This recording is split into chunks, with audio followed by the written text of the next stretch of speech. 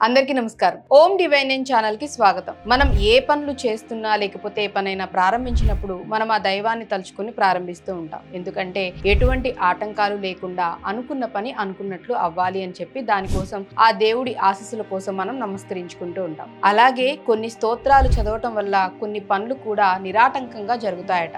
వాటికి సంబంధించి నేను ఇప్పుడు వివరిస్తాను. మొదటగా విష్ణు సహస్రనామం లేదా లలితా సహస్రనామ స్తోత్రాలు. ఇవి చదవటం వల్ల కుటుంబ సభ్యుల మధ్య ఉన్న విభేదాలు, తగాదాలు, ఘర్షణలు తొలగిపోయి అందరూ కలిసిమెలిసి సత్సంబంధాలు ఏర్పడేందుకు విష్ణు సహస్రనామం, లలితా సహస్రనామాలను నిత్యం పారాయణం చేస్తే మంచి ఫలితాలు ఉంటాయట. అలాగే విష్ణు సహస్రనామాన్ని ప్రతిరోజు పఠిస్తే ఏ సమస్యలు తలెత్తవు. పైగా అన్ని పనులలో విజయాలు సాధిస్తారు. కనకధార స్తోత్రం. కనకధార స్తోత్రంను ప్రతిరోజు చదివితే మనం చేస్తున్న వ్యాపారంలో మంచి అభివృద్ధి లభించడంతో పాటు నూతనంగా ఏర్పాటు చేసుకున్న వ్యాపారాలు కూడా మంచి విజయాలు సాధిస్తాయట. ఆ తర్వాతది సూర్యాష్టకం, ఆదిత్య హృదయం. ప్రతిరోజు సూర్యాష్టకం, ఆదిత్య హృదయం చదువుతూ సూర్య ధ్యానం చేస్తే ఉద్యోగాలు చేస్తున్న వారికి ఉద్యోగంలో మంచి అభివృద్ధి లభిస్తుంది. అలాగే ఉద్యోగం లేని వారికి మంచి అవకాశాలతో పాటు ఫలితాలు కూడా లభిస్తాయట.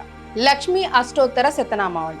లక్ష్మీ అష్టోత్తర శతనామావళిని నిత్యం పారాయణం చేస్తే పిల్లలకు మంచి సద్గుణాలు కలిగిన వారు వివాహ సంబంధాలు తీసుకువస్తారు. అలాగే పెళ్లి పనులు కూడా ఎటువంటి ఆటంకాలు లేకుండా సక్రమంగా జరుగుతాయి.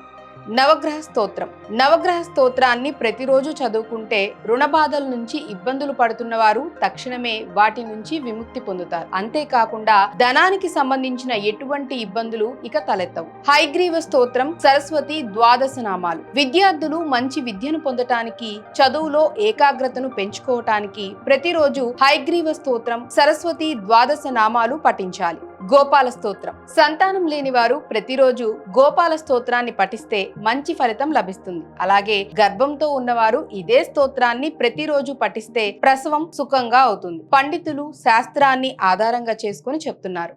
స్వస్తి.